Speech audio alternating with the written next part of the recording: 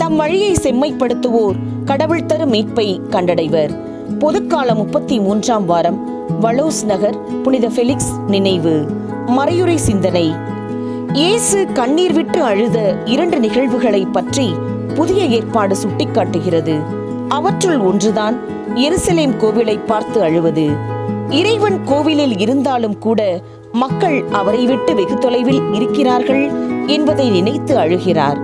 கடவுள் மனிதனாக பிறந்தும் பல நல்ல செயல்களை செய்தும் மக்கள் அவரை முழுமையாக ஏற்றுக்கொள்ளவில்லை என்பதற்காக அழுகிறார். ஒருவேளை இயேசு நமக்காகவும் கூட அழலாம். எழில்மிகு கோவில்கள், சிறப்பு திருப்பலிகள், பங்கு திருவிழாக்கள் என்று பல நிகழ்வுகள் பங்குகளில் நடந்தாலும் நம் வாழ்வு சீராக இல்லை என்றும் இயேசு அழுகிறார். எனவே வெளிப்புற தோற்றத்திற்காக நாம் கோவிலுக்கு செல்லாமல் நம் உள்ளத்தையே இறைவன் வாழும் ஆலயமாக மாற்ற முயற்சிப்போம்.